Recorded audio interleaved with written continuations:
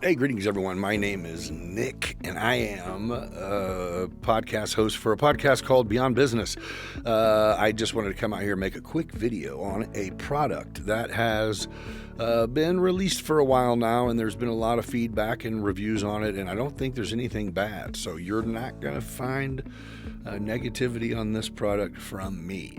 I'm really making this because I've had people personally who I know who have reached out and are interested in possibly getting into the podcast game, which I highly encourage to do so. I'm going to maybe help save you a couple of the errors that I made going in. So, of course, we all like to try to do things on as much of a budget as possible. If you're going to have a guest or multiple guests, having digital mics with USB-C inputs, it gets kind of hairy when you have multiple audio inputs coming in on your computer.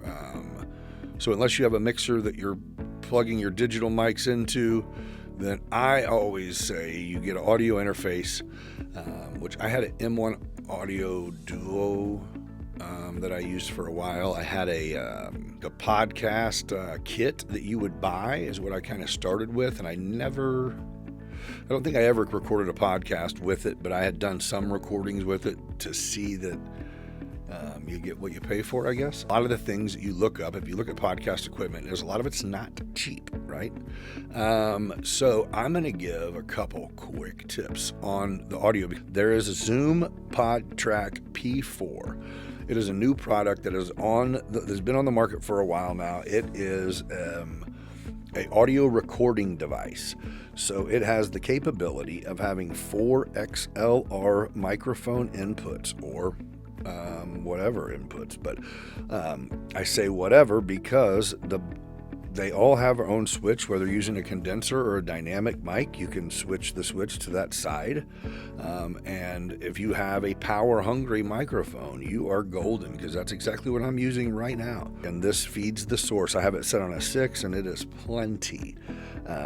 And so you switch that on the first 2. Well, on the channel 3, you have the option to switch it all the way to the right. It has a little picture of a cell phone.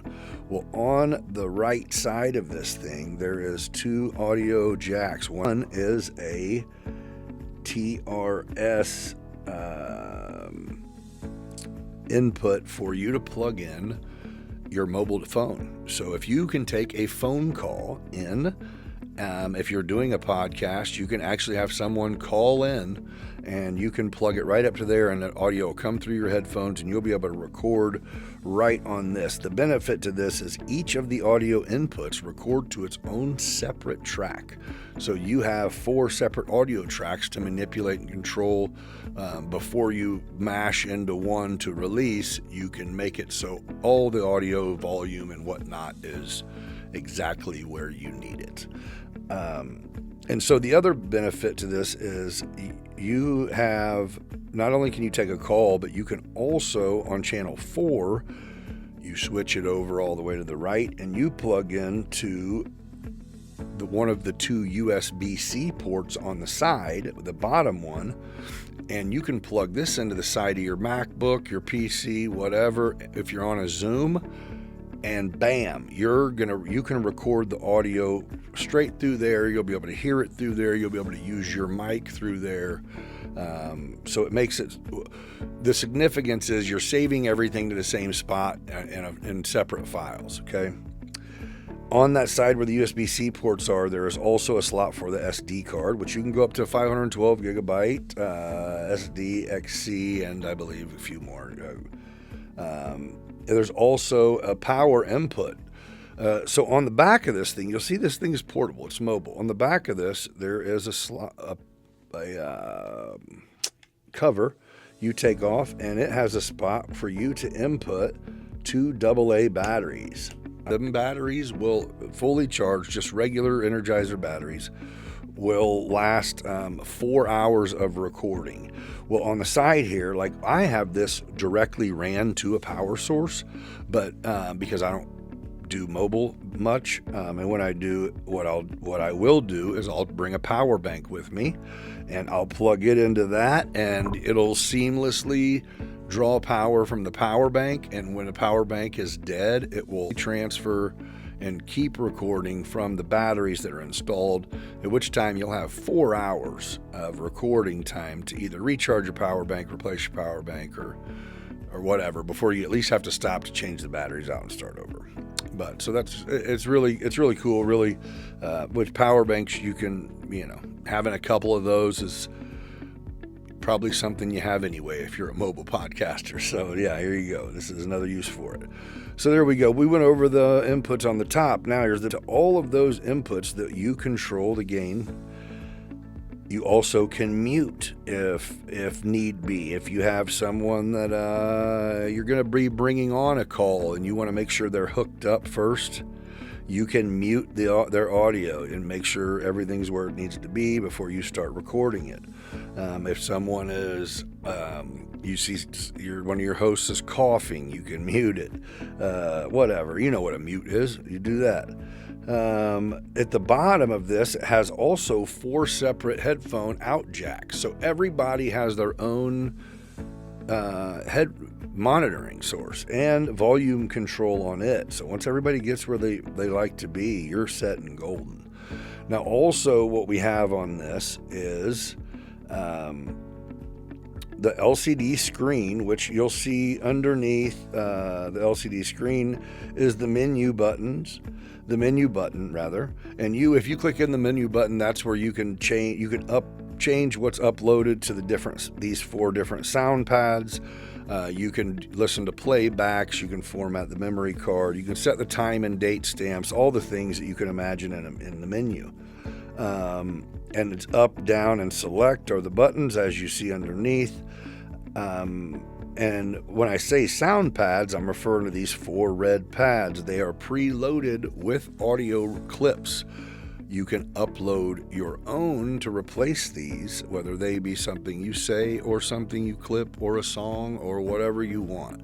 I would recommend making sure all of your uploads that you upload to the sound pads are set at the same volume, because this volume knob controls the volume for all 4 sound pads. And I think the last thing you want to be able to have to do is turn up or down a commercial ad or a song or whatever during the recording. So here's an example of what's preloaded.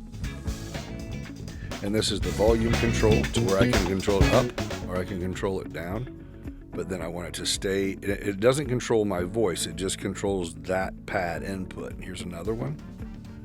So we would need that up a little louder. See, so if I find it where I want it, leave it. And then I think we got a laugh track, which the laugh track, it'll stay going as long as I hold my finger on it. If I take it off, it stops. I can do short ones. Yeah, so. And then, of course, hey, this was a great joke. Boom. Oh, thank you.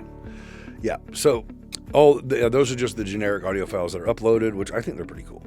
I have been using this as an audio interface for my video podcast. So what I do is I have one of these cords is running to a power source. The other one runs up to the other side of the room and connects to a MacBook that also is connected to a video camera. I'm saving this audio as one track, which as an audio interface, that's how it's going to be. Audio will be twice as good. So there's a few other things that are really key to podcasting.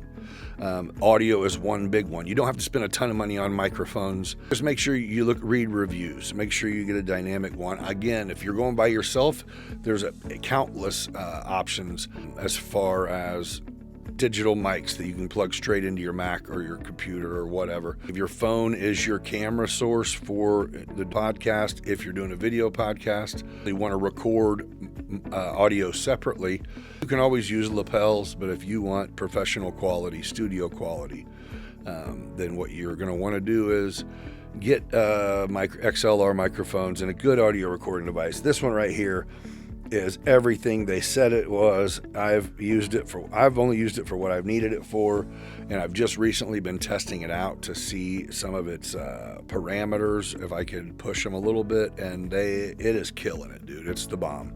So Zoom PodTrak P4. If you're a new podcaster, that is a must-have. It's under $200. I will come with another helpful tip in the beginning process of podcasting very soon.